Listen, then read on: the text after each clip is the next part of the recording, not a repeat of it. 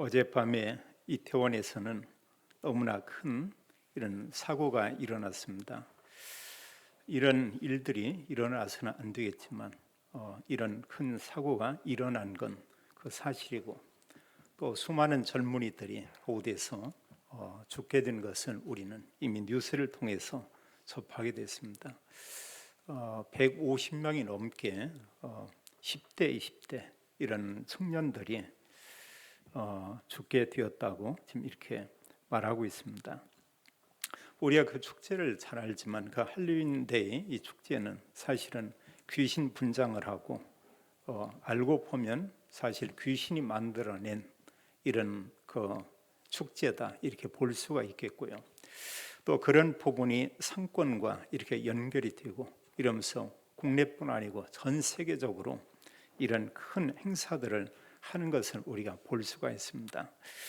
내용적으로 이렇게 보면은 성경하고는 전혀 반대적인 그런 부분이죠. 기독교인들이 모여서 이런 복음도 한다면 그것과는 정반대 이런 운동이라고 우리가 보면 되겠습니다. 그래서 세계적으로 일어나는 이런 귀신 축제, 또 세계적으로 일어나는 오늘날 이런 동성애 이런 또 축제 이런 모임들. 근데 대부분의 나라가 그런 축제들을 사실 이렇게 또 반기고 있고 거기에 후원을 하고 또 법적으로 그들을 보호하는 이런 모습을 보게 됩니다. 어젯밤과 같은 끔찍한 이런 사고는 앞으로도 얼마든지 어느 곳에서나 이게 일어나게 될 것입니다. 제가 어떤 그 자료를 어제 받기로 해서 밤늦게까지 기다리는데 그 자리가 오지 않았어요. 그래서 좀 눈을 뜨니까 4시더라고요. 그래서 이제 자리가 왔나 봤더니 그 기사가 이렇게 떠 있어요.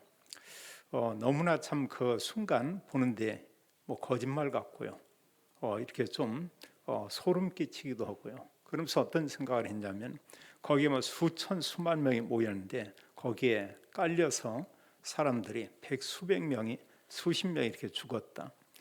그 현장에 대한 부분을 좀 상상을 이렇게 해봤습니다. 거기에 막 또 사람들이 위에 올라가고 이러면서 결국은 호흡을 하지 못하고 이래서 거기에서 많은 사람이 죽고 또는 사상자가 나온 이런 모습을 이렇게 우리가 접하게 됐습니다. 참 그 현장이 얼마나 끔찍했겠나 이런 생각을 참 해보게 됐고요. 그러면서 이런 사고는 어디에서고 언제든지 일어날 수 있는 그런 사고라고 우리가 볼 수가 있겠죠. 또 반면에 이런 부분을 성경을 가지고 좀 생각을 해봤습니다. 사실 일어나서 안 될 사고지만 그런 사고는 이미 일어났고요. 그러나 우리가 중요하게 볼 부분은 저는 이 모습을 보면서 뭘 좀 생각했냐면 불신자 상태라는 것을 좀 생각을 해봤어요. 우리가 불신자 상태 안 보이죠. 근데 우리가 말씀을 가지고 보고 복음으로 보면 지금 지구촌의 모든 사람들이 그 상태 가운데 있죠. 그 상태는 너무나 비참한 것을 우리는 잘 알고 있습니다. 한마디로 이 불신자 상태는 다른 게 아니고 완전히 사탄에게 장악돼서 사탄에게 종노릇하고 그리고 그들에게 앞으로 올 일은 이런 재앙밖에는 없죠.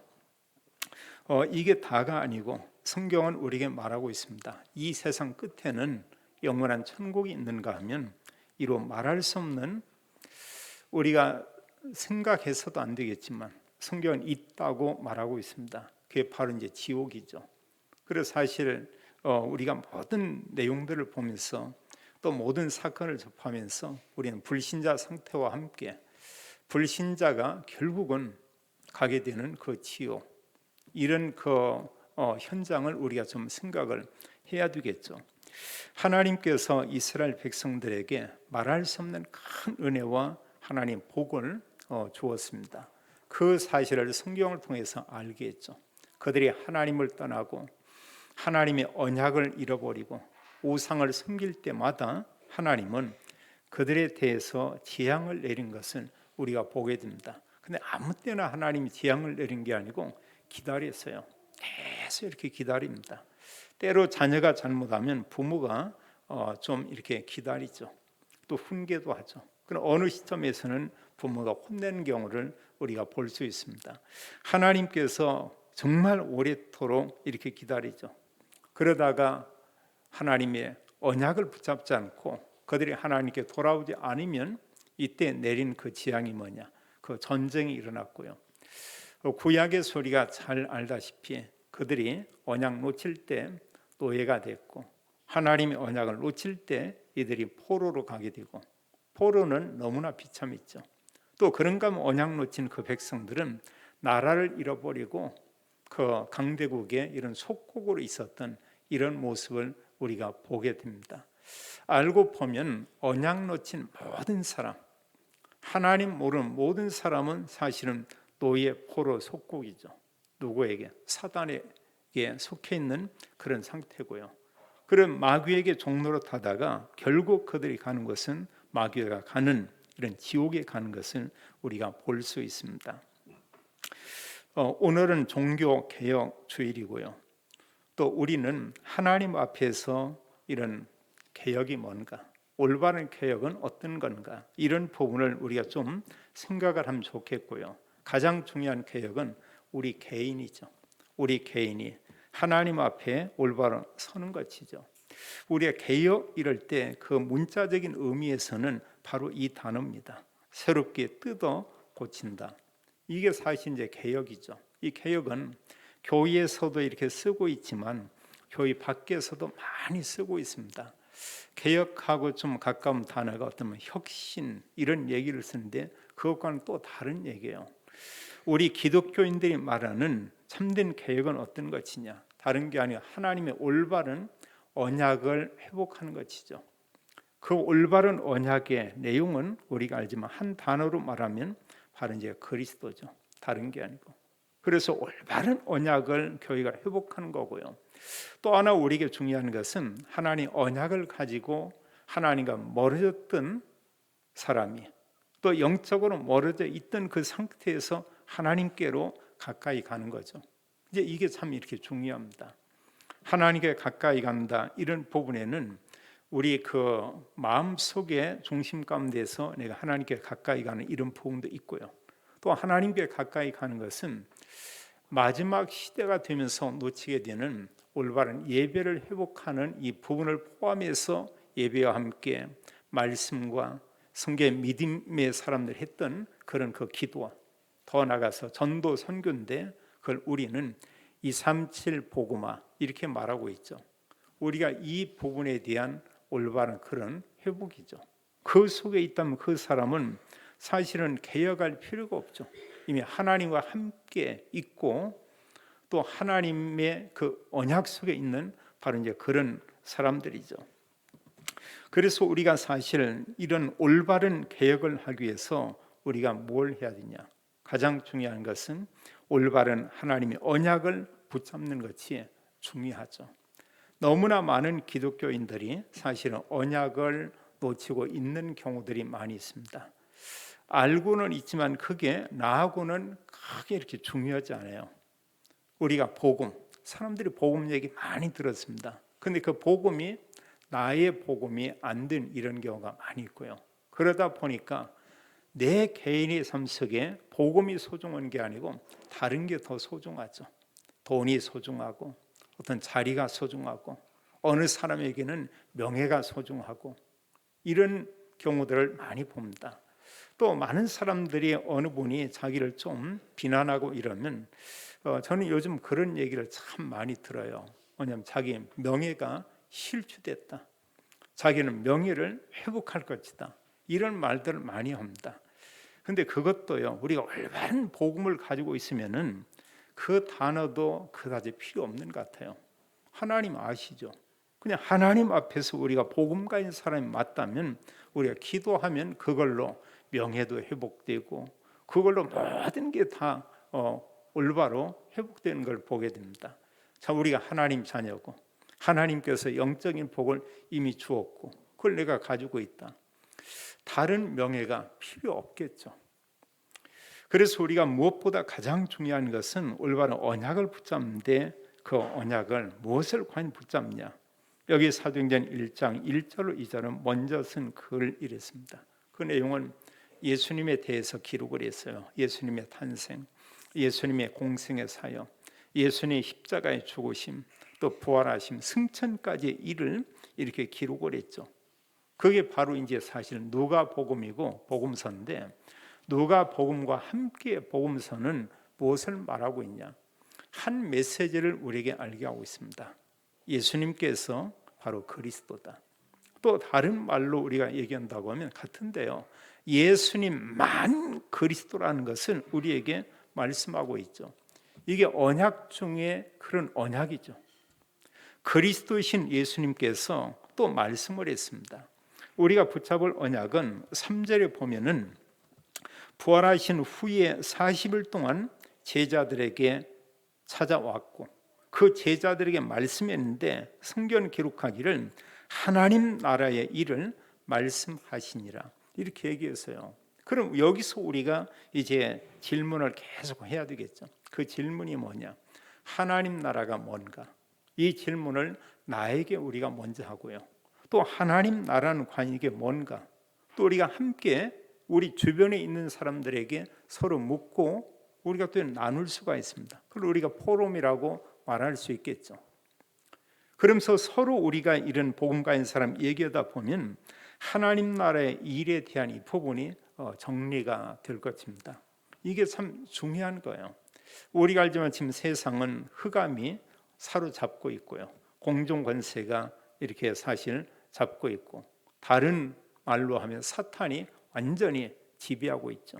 귀신들이 지구촌에 충만한 것을 우리가 볼 수 있습니다. 근데 성경 우리가 말하기를 하나님 나라의 일 이런 얘기를 했어요. 또 우리에게 말씀하기를 이 땅에서 누릴 하나님 나라 천국에 대한 부분을 복음서에서 예수님은 거듭거듭 이런 얘기를 하고 있습니다. 그러면서 또 얘기하고 있죠. 흑암 세력에 꺾이면 그곳에 하나님 나라가 임한다 이렇게도 말하고 있습니다. 제자들은 하나님 나라의 일에 대한 내용을 성경에 이렇게 말하고 있습니다. 사도행전 1장에 그 내용이 없지만 사실 복음서에 보면 부활하신 후에 예수님이 하신 말씀을 제자들이 기록을 했어요. 마태는 기록하기를 너희는 가서 모든 민족으로 제자를 삼으라 이렇게 말씀을 했습니다. 그래서 모든 민족 모든 나라 우리가 얘기하는 237 나라 5천 종족 그들에게 가서 복음 전해서 제자를 삼도록 하라 이런 얘기했습니다. 또 성경 말하고 있죠. 그 일을 하는 그 사람에게 말씀하기를 내가 너희와 세상 끝날까지 항상 함께 있을 것이다 이런 얘기했죠. 그런데 전도자들은 고백할 수 있습니다. 하나님께서 나와 함께 계신다 이런 고백을 하죠. 그런데 우리가 복음을 전하지 않으면 하나님이 계시는가? 정말 하나님 계시나? 당신은 하나님 계신다는 걸 믿었죠? 이제 이런 질문도 하게 되죠. 그건 다른 말로 하면 우리가 복음을 말하지 않으면 이게 잘 이해가 안 돼요. 복음 전하다 보면 사단이 역사하는 것도 알 수가 있고요. 성령이 역사하는 것도 알 수가 있고요. 정말 하나님이 살아계신다는 이런 사실을 우리가 알게 되죠. 또 하나님의 언약의 말씀을 가지고 우리가 하나님께로 가까이 가고 내가 정말 이런 영적인 개혁을 내가 해야 되겠다. 이러한 때 본인이 느끼게 됩니다. 하나님은 살아 계시는구나. 하나님 내게 은혜를 하나님 주시고 있구나. 이런 고백하죠. 마가복음 16장에는 마가 요한은 기록하기를 너희는 온 천하에 다니며 만민에게 복음을 전파하라. 사실 마태가 기록한 내용하고 같다고 볼 수 있습니다. 만민에게 복음 전하라. 그 앞에 보면 온 천하에 다니며 이렇게 얘기했죠. 우리가 그걸 보고 세계 복음하다 이렇게 말하고 있죠. 그런가 하면 요한복음에서는 말씀하기를 요한복음 21장 15절 18절은 한 메시지를 3번 거듭 얘기해요. 내 어린 양을 먹이라. 내 양을 치라. 내 양을 먹이라. 거듭거듭 얘기합니다. 우리의 후대들에게 올바른 복음을 전하라. 이런 얘기가 되겠고요. 또 모든 성도들에게 예수님만이 그리스도인 그 사실을 성도들에게 알게 하라.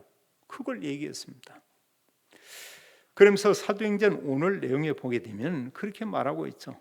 너희는 예루살렘에서부터 땅끝까지 이르러 내 증인이 될 것이다. 우리가 수없이 듣는 이런 내용이고 또 이런 말씀이겁니다.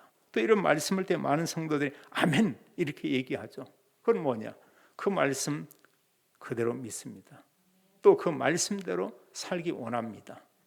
근데 문제는 뭐냐? 그리스도를 말하지 않는 게 문제죠. 이번 은혜를 받아요. 또 우리의 마음 가운데서는 나름대로 은혜는 받습니다. 근데 이 은혜가 나를 통해서 다른 사람에게는 전달되지 않는다고 하는 거예요.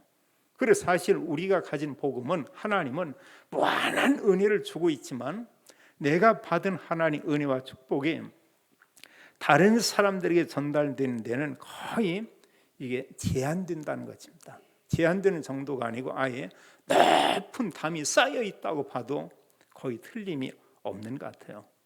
우리가 많은 생각을 해봐야 되겠죠. 성령께서는 우리의 능력을 주고 복음 전하라. 근데 이 사실을 반대하는 세력은 사탄이죠. 사탄은 계속해서 그리스도만 말하지 못하게 하죠. 심지어는 교회에 다니는 교인들이 서로 이런저런 기도 응답받은 거, 간증을 서로 얘기하고 서로 은혜도 받습니다. 좋아합니다. 그리고 아주 막 기뻐하기도 합니다. 근데 그 중에 어느 한 분이요, 예수는 그리스도. 또 그런 가운데 그리스도의 삼재 얘기하면 분위기가 좋을 수도 있지만 분위기 자체가 아주 싸늘해지고 이상해지죠. 그러고 나면서 이제 그 이후에 보면은 쟤는 뭐가 좀 이상하다고, 이상한 교회에 다닌다고 하더니 역시 말하는 것도 참 이상하더라. 너도 느끼지 못했냐? 자기도 느꼈다는 거죠. 그럼 서로 다음에는 얘기하는 부분이 이렇게 다른 거겁니다. 그럼 어느 사람이 정말 옳은 거냐 그거예요. 복음의 어느 사람들은 막연히 복음을 얘기했고 어느 사람은 복음의 내용을 이렇게 말하는 겁니다. 그게 옳은 거잖아요. 그래서 사실 하나님 나라 이런 일의 내용은 그리스도와 함께 이 377 복음화, 세계 복음화고요. 그러면서 주님께서는 이런 복음이 증거되고 선포되는 곳에 하나님 나라가 임할 것을 이렇게 말하고 있죠. 또 성경은 교회에게 주신 이런 미션이 있습니다. 그건 오늘 지금 8절에 나와 있듯이 땅끝까지 이르러 내 증인이 되리라. 한마디로 전도와 선교, 이게 교회에게 주신 미션이고 구원받은 성도들이 해야 될 중요한 그런 일이죠. 주님께서 주신 이 언약, 그리스도 하나님 나라 일, 오직 성령, 그 언약을 가지고 초대교회 성도들은 1장 14절에 보면 그들이 오로지 기도에 힘쓰니라 이렇게 말하고 있죠. 우리가 요즘 메시지를 듣는 가운데 보좌화 이런 얘기를 많이 우리가 듣고 있습니다. 그건 성삼위 하나님이 나와 함께, 성삼위 하나님의 은혜가 내게 충만히 임한다 이런 내용이거든요. 그래서 우리가 보좌화 이런 내용 가운데 우리가 현장을 보좌화시키기 전에 중요한 게 뭐냐? 나를 보좌화시키는 거죠. 그게 사실은 언약 기도입니다. 우리가 하루를 시작하면 아침 시간에 언약의 말씀 가지고 묵상하고 우리가 기도한다. 기도는 눈 감은 기도도 있지만 눈 뜨고 기도한다. 내용적으로는 눈 뜨고 메시지 보면 기도하는 게 훨씬 수준이 높습니다. 하나님이 보실 때는 그게 훨씬 더 굉장히 큰 의미가 있다고 볼 수가 있겠죠. 우리가 눈 감으면은요, 사실 언약 기도 거의 잘 안 됩니다. 묘해요. 메시지 볼 때는 언약 기도가 되는데 눈 감으면 하나님 나 어디가 아픕니다. 고쳐주세요. 하나님 우리 집안 이런 문제 있습니다. 해결해 주세요. 하나님 돈, 하나님 내 자녀, 하나님 뭐 계속 이런 내용이 이상할 정도로 눈을 감으면 종교적인 기도 쪽으로 바뀌죠. 나쁜 건 아닙니다. 기도해야 돼요. 근데 우리가 언약 기도와 함께 그런 기도한다면 정말 옳은 것이죠. 성경 믿음의 사람들은 언약 기도를 했죠. 초대교회 성도들도 예수님께서 마지막에 주시는 그 말씀을 잡고 성령 충만 받기 위해서 기도하고요. 또 정말 그리스도 복음을 증가하기 위해서 이들이 기도하고. 그래서 우리가 하나님의 언약을 가지고 기도할 때 성경은 성령 충만을 그들에게 주었고요. 또 개인이 이런 보좌화가 이렇게 되게 됐죠. 그래서 우리는 임마누엘 이런 단어를 많이 쓰고 있습니다. 하나님이 우리와 함께 계신다. 어떻게 보면 끝난 거예요, 사실은요. 정말 하나님이 나와 함께 있다, 이게 느껴지면은 우리의 모든 정체성이 다 살아나죠. 내가 하나님의 자녀다. 근데 이런 축복이 누려지지 않으면 단어로 알아요. 내가 하나님 자녀다. 근데 사실 영적인 축복이 나오고는 굉장히 멀리 있다는 것을 우리가 느끼게 되죠. 올바른 언약을 붙잡는 게 중요하고요. 그러면서 두 번째로 우리가 올바른 개혁은 어떤 것이냐, 다른 게 아니고 우리는 어느 곳에서나 우리가 만나는 사람에게 예수님이 그리스도임을 증거하는 것, 이게 사실은 올바른 그런 개혁이죠. 루터가 종교 개혁할 때 루터는 사실 천주교 이런 신부였죠. 캐톨릭에서는 그 당시에 성경을 읽지 못하게 했고요. 많은 복음의 행위를 이렇게 강조했습니다. 그리고 시간이 지나오면서 교회 안에서는 어떤 형상들을 하나도 이렇게 놓지 않았죠. 근데 천주교 안에는 많은 것을 안에 들여다놨어요. 이루 말할 수 없는 수많은 형상들이 그 안에 들어가고 있습니다. 지금도 이렇게 보면은 이 종교 개혁했던 그런 교회, 켈빈이 세웠던 그런 교회나 이런 교회들은 수백 년이 지났지만 안에 다른 장식품이 없습니다. 올바른 또 복음적인 교회는 사실 교회 안에 성화조차도 거의 걸지 않죠. 저는 어릴 적에 저희 시골 교회 보면은 성화가 이렇게 있었어요. 하나님은 뒤에는 예수님이 십자가에 못 박혀 있는 그 사진 하나. 또 옆쪽에 보면은 어떤 여자 같은 분이 단발머리하고 이렇게 무릎 꿇고 기도하는 거. 그 나중에 그 어느 분이 그 저건 사무엘이고. 근데 그 어릴 때 저는 좀 이해가 안 됐어요. 뭐 남자가 머리를 왜 저렇게 길러? 하면서 꼭 여자 같은데. 그랬더니 여자가 아니고 사람들이 그래요. 저분은 사무엘 그림이고. 근데 그 이후에 나중에 이제 복음 운동하면서 여러 교회들을 방문했는데 그 그림이요. 시골에서 대부분의 시골 교회 가면 볼 수 있었던 그 몇 개의 성화 액자, 이걸 볼 수가 없더라고요. 그래서 저는 물었습니다. 심지어는 어느 교단들 보면 십자가를 걸지 않죠. 저희도 뒤에 뭐 지금 십자가 없습니다만 제가 그것도 이렇게 물었어요.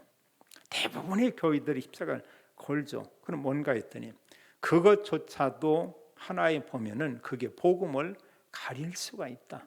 그래서 그걸 걸지 않는 겁니다. 중요한 것은 그리스도지 십자가 자체. 어느 사람들은 뭔만 있고 하면 계속 십자가 이렇게 그리죠. 또 어느 분들은 사실 밥을 푸면서도 그 그리는 경우 있습니다. 주걱으로요 100번을 십자가 그리고 해도 거기에 능력이 있냐? 물론 안 하는 것보다 의미가 있을까? 그렇죠. 잘못하면 거기에 어떤 이런 무속적인 의미가 담길 수가 있죠. 우리는 오직 그리스도, 우리가 그걸 생각하는 겁니다. 다른 게 아니고요. 그래서 모든 성경의 믿음의 사람들을 볼 때요, 또 사도행전에서 이렇게 나오고 있는 대표적인 이런 설교자를 우리가 볼 수 있습니다. 베드로의 설교가 몇 편이 있고요, 또 스데반이 설교를 하게 되고요, 또 우리가 잘 알지만 13장에서부터 바울은 가는 곳마다 하나님 말씀을 전하죠. 근데 이 전한 내용이 뭘 전했냐? 모든 설교 안에 핵심으로 설교하면서 가장 많이 그 설교를 통해서 전달한 게 한 메시지였죠. 예수님만 그리스도다. 십자가에서 죽으시고 부활하신 그 예수, 그분이 바로 그리스도다. 이걸 전하는 겁니다. 모든 그 당시 유대인들이나 하나님 믿는다는 사람들이 기다린 게 있어요. 그들이 뭘 기다렸냐? 그리스도. 그리스도께서 정말 오실 것이다. 그걸 간절히 사모 기다렸죠. 근데 유대인 중에는 소수의 유대인들이 예수님이 그리스도다 믿었고요, 다수의 유대인들은 그걸 믿지 않은 것입니다. 그런데 이방 지역에 있는 흩어진 유대인들이나 이방 지역에 있는 다른 이방인 중에서도 예수가 그리스도다, 이게 믿어진 거예요. 그걸 믿고 지역 지역에 많은 교회가 세워진 것을 우리가 볼 수 있죠. 사도들이 올바른 복음을 전했고요, 또 초대교회를 보게 되면 모든 성도들입니다. 이 복음을 가진 성도들이 그들은 모든 장소에서 만나는 모든 사람에게 그들이 전한 메시지를 성경은 예수님이 그리스도다, 이걸 전했다고 말하고 있어요.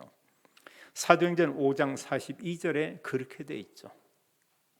그들이 날마다 예수는 그리스도라고 가르치기와 전도하기를 그치지 아니하니라, 이렇게 말씀하고 있습니다. 모든 곳에서 날마다 예수님이 그리스도다, 이걸 가르쳤다고 했어요. 그걸 사람들이 알렸다고 이렇게 말하고 있죠. 그래서 우리가 올바른 복음을 다른 사람에 말하고 있다, 그게 올바른 개혁입니다. 우리는 많은 사람들을 만나요. 만나면서 우리는 또 많은 말들을 이렇게 합니다. 우리가 말 많이 해요. 또 어느 사람 만나면 정말 이렇게 복음 전할 수 있는 좋은 분위기가 만들어질 수도 있어요. 근데 사실 그런 가운데 우리가 뭐냐, 복음만 거의 말하지 못하는 경우가 많이 있죠. 왜냐? 그 시간에 그 생각이 들지 않았던 것입니다. 또 우리의 어떤 체질이 뭐냐, 체질 자체가 교회 와서는 예배 드릴 때 오직 그리스도 이런 얘기를 하고 있지만 주는 그리스도시요 살아계신 하나님의 아들이시니다. 근데 막상 밖에 나오고 사람 만나면 까마득히 생각이 안 나요. 그리고 기독교인 가운데 복음 치매인들이 많이 있고요. 근데 교회 오면은 그게 회복이 돼. 교회만 나가면 까마득히 기억이 안 나요. 근데 사실 이제 그 관계없이 초대교회 성도들은 어느 곳에서나 사람 만나면 저분에게 정말로 필요한 것은 그리스도다, 이제 이걸 늘 그들은 알고 있었죠. 그게 뭐냐, 정말 그리스도의 복음을 증거하기 위해서 그것은 그 전부터 사람 만나기 전부터 기도했다는 얘기죠. 기도하는 겁니다. 하루 시작하면서 또 하루를 이런 기획하는 겁니다. 내가 누구 만나게 된다, 만날 것이다, 또 뜻하지 않게 갑자기 누군가를 만나게 된다, 이럴 때 그 시간에 나는 그 사람에게 어떤 내용도 있지만 무엇을 내가 전해야 될 건가, 복음 가진 우리는 그 시간에 그리스도, 우리가 이걸 이제 말하고 전달을 해 줘야 되겠죠. 이태원에서 많은 10대 20대 젊은이들이 참 너무나 끔찍한 일을 당하고 죽었는데 한편에 이제 그런 생각이 좀 이게 들게 됐어요. 거기에는 이상한 애들만 간 그게 아니죠. 그 10대 그런 나이에 뭐 자기들도 나도 이제 성년이 됐다, 또 그런데 한번 가보고도 싶었고요. 친구끼리 서로 약속하고 분명히 갔겠죠. 물론 그 중에는 좀 불량한 사람도 갔을지 모르겠습니다. 그런 이제 그런 곳에 가서 이런 일을 만나는데, 그러나 그들이 정말 오직 그리스도 참된 복음을 알고 있고, 그리고 정말로 그들이 이런 하나님 언약 속에 있고 이런다면 굳이 그런 곳에 갈 필요가 있겠는가? 물론 그 현장을 한번 보기 위해서 갈 수는 있겠지만 그러지 않고는 거의 갈 이유가 없겠죠. 뭐 지금도 좋은데요, 복음 가지고 있고 또 친구들하고 함께 모여서 얘기도 하고 교회 가서 예배도 드리고 이 자체로도 너무나 만족스럽다고 하면 그런 곳에 가고 싶지 않겠죠. 또 우리가 알겠지만 영적인 부분에 그 상태나 정서가 그 좀 멀고 하면 그런데 안 가죠. 보면은요, 그런 부분에 사실 어느 사람은 술을 이렇게 좋아한다, 이것도 서로 맞으니까 가는 거죠. 그런 부분 자기와 안 맞는 사람 안 가는 겁니다. 원래 못 먹는 사람도 안 가지만 분위기적으로 자기는 아닌 경우는 그런 데 사람들이 가지 않죠. 많은 사람들이 이렇게 자라면서 알게 모르게 여러 가지 그 내기 같은 걸 많이 해요. 화투를 하는 경우도 있고, 또 우리 어릴 때 뭐 쌈치기라고 뭐 그런 거, 뭐 짤짤이 뭐 이런 것도 뭐 애들이 하기도 하고, 그 후에도 보면 여러 턴데 일단 저는 그런 부분이 저거는 안 맞았어요. 이런 부분들이요 안 맞고, 또 애들이 이제 크면서 중학교 들어가는데 자기 아버지 거 뭐 이렇게 담배 몇 개씩 빼와가지고 피우고 이러고, 저희는 아버지 안 계셨으니까 돌아가셔가지고 오빠는 집에 담배라는 게 없어요. 근데 애들 뭐 이러고 있는데 그것도 참 은혜 같기도 하고 그런지 모르겠는데 어쩌다 애들 한번 죽었는데 한두 번은 빨아본 적이 있어요. 그래서 전 담배를 펴본 적이 없어서 잘 모릅니다, 사실은 그런 내용이. 근데 지금 보면 그것도 은혜예요. 그 보면은요. 근데 후에 나중에 애들 보니까 뭐 담배 피우면서 그러고 나면서 그게 완전히 담배 이렇게 찌들어 가지고 이렇게 있는 그들도 이렇게 보게 되고요. 또 일본은 술에만 이렇게 중독돼 가지고 또 만나 무조건 술이요. 그냥. 그 얼굴도 막 빨개 가지고요. 코도 막 딸기처럼 이렇게 되져 있고 이런 애들도 이렇게 있고요. 그런 가운데 몇몇은 젊은 나이에 벌써 이 세상을 떠난 이런 경우도 있고 주님께서 우리에게 주신 그 언약 이 속에 모든 게 있죠. 더 중요한 것은 우리가 올바른 복음 가진 사람들의 이런 개혁 가운데 중요한 게 뭐냐? 우리는 이제는 전하는 것도 하지만 사실 사람들이 찾아올 수 있고 또 사람들을 만날 수 있는 그 현장 우리가 이 부분을 우리는 이제 플랫폼이라고 얘기하고 있죠. 그런 내 가정 중요한 전도 현장이고요. 내가 복음 전할 수 있는 이런 나의 업의 현장 이게 또 하나의 중요한 전도 플랫폼이고요. 근데 어느 사람이 이런 부분을 하냐 한 단어로 얘기하면은 제자가 되면 이건 어렵지가 않죠. 그리고 제자는 누구 만나면 그리스도 그걸로 보는 겁니다. 제자는 이 말을 할 수밖에 없죠. 진정한 우리의 올바른 개혁은 다른 사람에게 그리스도를 우리가 전하는 거죠. 세 번째 우리에게 중요한 것은 우리가 그런 올바른 개혁은 어떤 거냐? 우리가 선교와 선교 후원이다 이런 부분은 단어는 알지만 나하고는 이렇게 멀 수도 있어요. 이런 부분이요. 우리가 사실 이런 부분에 동참하는 거죠. 정말 이렇게 중요한 이런 부분입니다. 그래 때로는 내가 선교하는 일로 갈 수 있어요. 단기 선교사를 갈 수도 있고 또 사실 우리가 어비 현장에서 계속 복음 전하고 있다. 그 선교입니다. 이제 이런 일과 함께 그런가 하면은 때로는 선교사나 선교지를 위해서 우리가 어떤 헌금을 한다. 이게 선교예요. 우리가 공식적으로 매달 첫째 주일은 평신도 선교한신 예배 이러면서 예배를 드리고 있죠. 금액이 많다 적다 그게 아니고요. 거기에 우리가 참여하고 있다. 이게 선교입니다. 이런 게 사실은 성경이 말하고 있는 그 개혁이죠. 그래서 사실 예루살렘 교인은 선교라는 것을 언약은 가졌지만 실질적으로 그들은 이 선교에 대한 삶이 없었죠. 근데 사실 안디옥 교인은 이들이 선교라는 걸 생각했습니다. 선교 생각하면은 당연히 거기서 뭐가 나와야 되냐? 제자. 이건 따라오게 돼 있어요. 그리고 실제로 선교사를 보냈고 그들을 또 이렇게 후원을 했고 이걸 우리가 볼 수 있죠. 그래서 선교에 대한 많은 교회들 가운데 모델적인 교회가 성경에서는 안디옥 교회였던 것을 우리가 볼 수가 있고요. 또 이 교회는 선교를 위해서 정말 선교사를 파송을 했죠. 가장 그 교회에서 믿음이 있고 교회의 아이모 보면은 여기 보면 메신저가요. 요즘 얘기한다면 담임 목사님들이 이들이 선교사로 파송된 것은 이렇게 볼 수가 있고요. 또는 선교를 위해서 이렇게 동참하고 헌신한 이런 믿음의 사람들을 성경 기록하고 있는데 로마서 16장에 나오는 한 30여 명의 이런 사람들 이 사람들이 선교하는 일에 이들이 함께하고 그 부분을 도왔죠. 이게 사실은 우리에게 중요한 이런 개혁이죠. 사람들은 많은 것을 이렇게 갖기를 원합니다. 어느 회장님이 뭐 수억 대 되는 차가 뭐 수십 대가 이렇게 된대요. 그분은 늘 그게 차광이라고 하니까요. 그렇게 수많은 걸 모았습니다. 또 어떤 골통품 이런 부분들을 막 많이 이렇게 모으고요. 재산이 수십조가 되고 이랬고.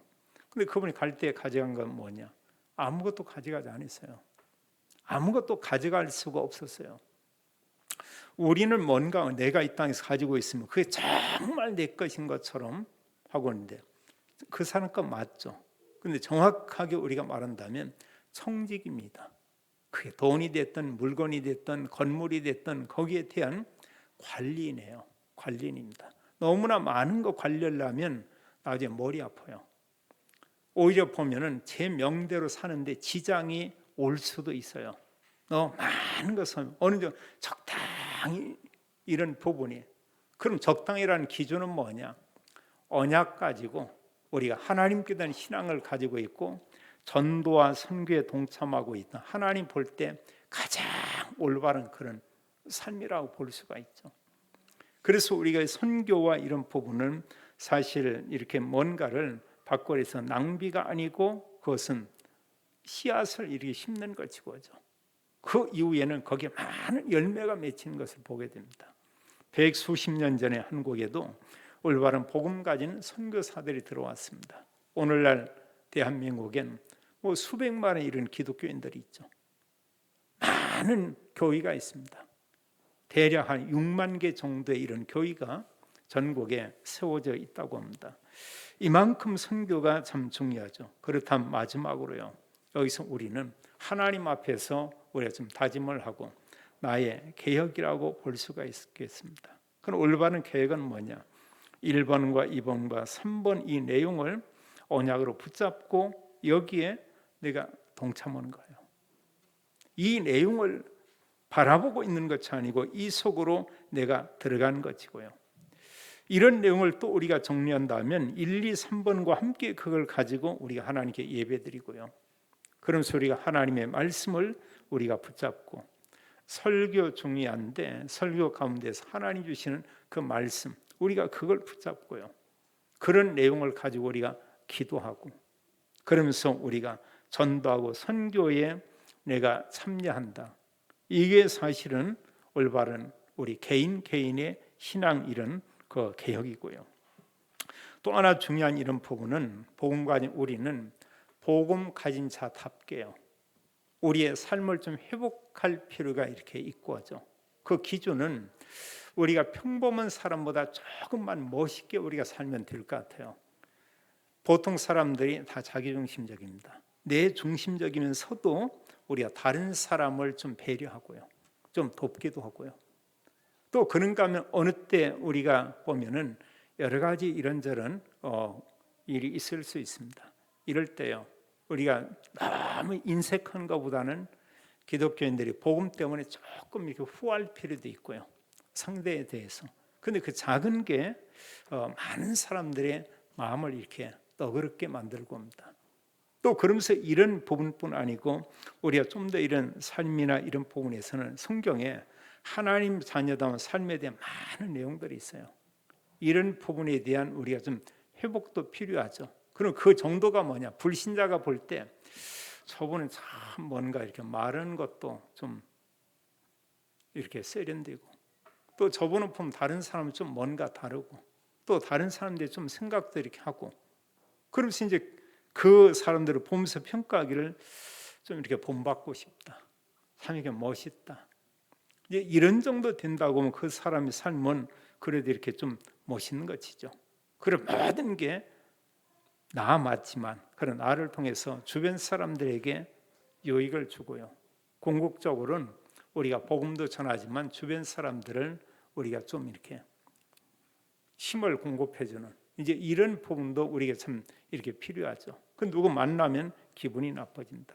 누구 만나고 나면은 뭔가 이렇게 막 속상하다. 누구 만나고 나면 뭔가 이렇게 좀 막 띠낀 그런 기분이 든다. 이런 그다지 좋은 건 아니죠. 조금만 우리가 이렇게 베풀고 하면 여기에 사실 많은 부분들이 이렇게 담겨 있는 이런 것들을 우리가 볼 수 있죠. 그래서 바울은 그런 고백을 합니다. 바울의 이 개혁의 삶 가운데 자기가 이런 환난과 핍박이 있지만 바울은 그렇게 말하죠. 사도행전 20장 24절에 말씀하기를 이제 각성에서 자기에 대해서 이렇게 증언하기를 결박과 환난이 나를 기다린다 하시나 내가 달려갈 길과 주 예수께 받은 사명 곧 하나님의 은혜의 복음을 증언하는 일을 마치려 하면은 나의 생명조차 조금도 귀한 것으로 여기지 아니하노라. 바울은 이런 고백을 했습니다. 우리는 하나님의 언약 그리스도 언약을 가지고요. 올바른 예배를 우리가 회복하고 우리도 성경의 믿음의 사람처럼 내 곁에 모든 사람 살리는데 복음 전해서 영혼도 살리고 살리는데 그 사람의 삶도 좀 이런 좀 재미나게 살 수 있도록 우리가 조금 이렇게 돕기도 하고, 이러면서 하나님께서 원하는 이런 언약 붙잡고 또 바른 개혁을 하고, 이런 가운데 하나님 주신 모든 복을 누리면서 우리 곁에 모든 사람 살리는 이 시대의 전도자여 증인 되기를 예수님의 이름으로 축원합니다. 하나님 참으로 감사합니다. 우리에게 오직 그리스도 참된 복음을 주시고, 또 주님께서 우리에게 복음 전할 이유도 알게 하고, 또 하나님께서 또 이런 예배와 함께 하나님 우리가 또 이런 제자의 삶을 살기로 다짐하는 은혜 베푸심을 인하여 감사를 드립니다. 가는 곳마다 모든 흑암이 무너지며 하나님 나라 임하고 모든 만남이 축복이 되게 하고, 오직 그리스도 누리며 오직 그리스도 증거하며 그리스도 안에 있는 영적인 축복을 함께 더불어 누리도록 저희들과 모든 성도 믿음의 가정을 축복해 주옵소서. 주 예수 그리스도 이름으로 기도하옵나이다. 아멘.